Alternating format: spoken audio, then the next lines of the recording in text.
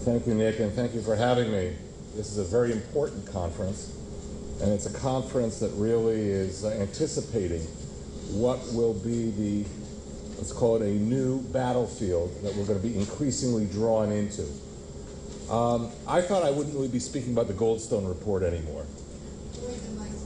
I thought I would not be speaking about the Goldstone report anymore, but yesterday the European Parliament adopted a resolution adopting the conclusions of the Goldstone report and calling for the member states of the European Union to monitor how Israel and the Palestinians were implementing the recommendations of the Goldstone report.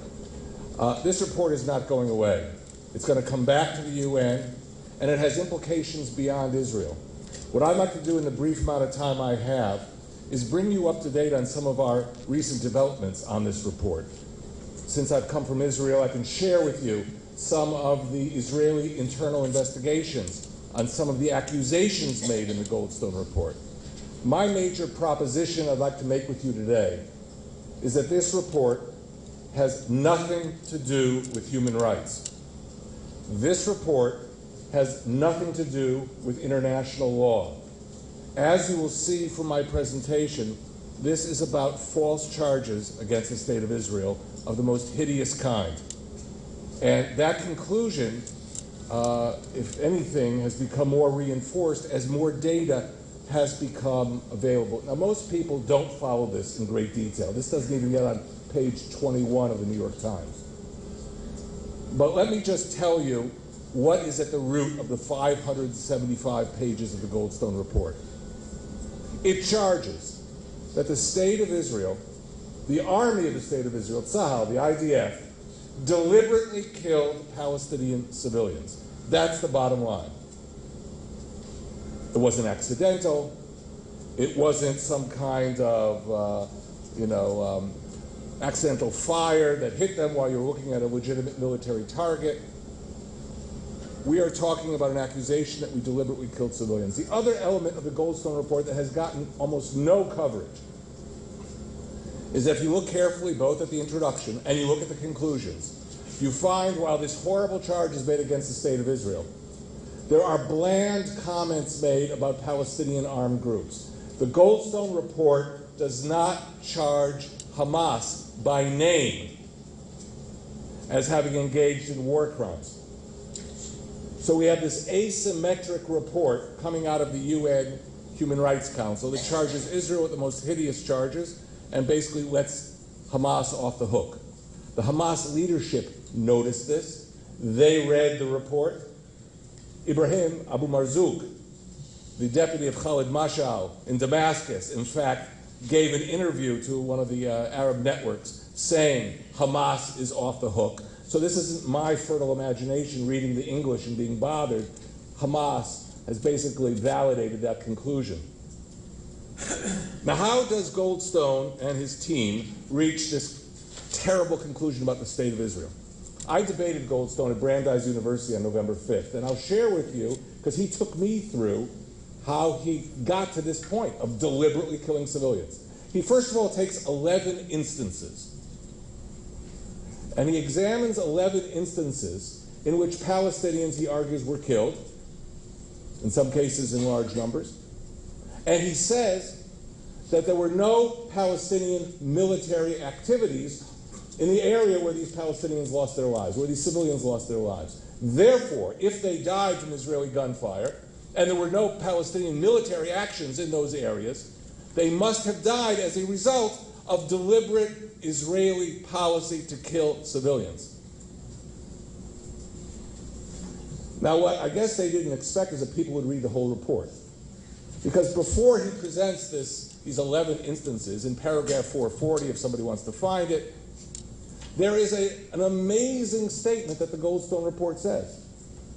And that is that most of this testimony, and you can see it when you look at the footnotes, about what happened in those 11 instances comes from interviews with Palestinians in the Gaza Strip.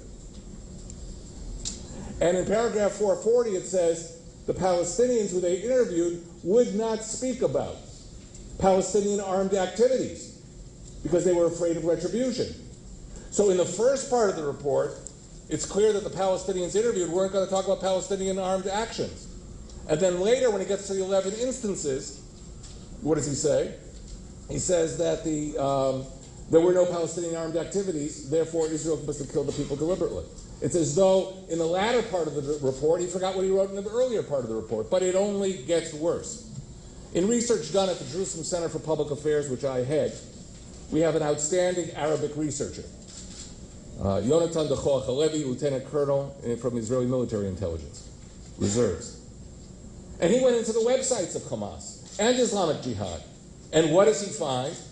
In many of those cases, of those 11 instances, where Goldstone says there was no military action on the part of the Palestinians, Hamas and Islamic Jihad take credit for military action. They're proud of it. So if he had bothered to go, this is open source material, if he had bothered to go to the websites of Hamas and Islamic Jihad, he could have checked what the Palestinians he interviewed were saying.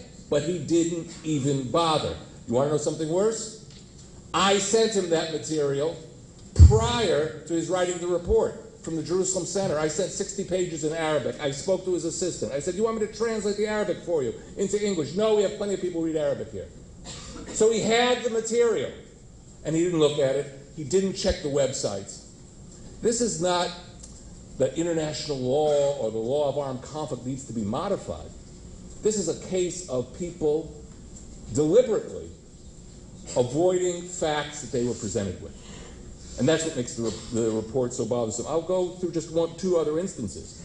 There's a famous case in the report of Israeli destruction of a house by a man whose name is Muhammad Abu Askar.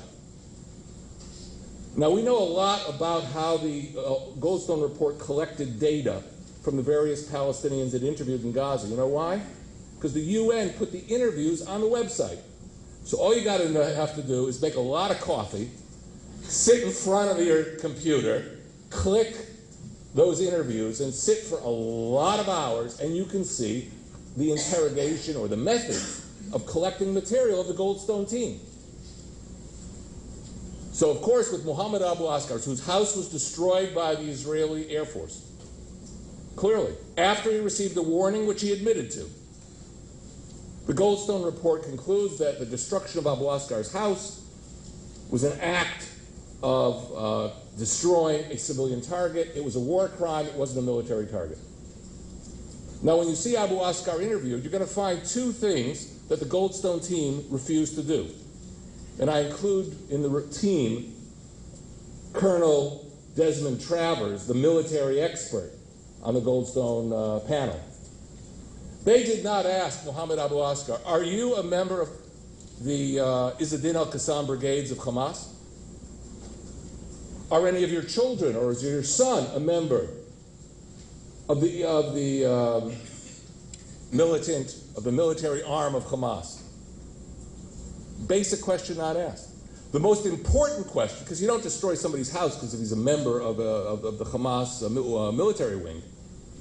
The most important question they didn't ask, did you have Hamas weaponry in your house? You would think at least that, and then to help determine, was it a civilian target or a military target? Not asked. And you can check. Now, it turns out about a month and a half ago, the Israeli military, with the Israeli Foreign Ministry, released one of the first sets of analyses done by the IDF of these various instances, and the Abu Askar story appears there. It turns out what was in the basement of Abu Askar's house, this civilian target, Grad rockets. Those are the long-range rockets which Hamas used to fire not at Sderot, those you have the Qassam rockets for, but to fire at Ashkelon, to fire at Ashdod, and to reach deep into Israel.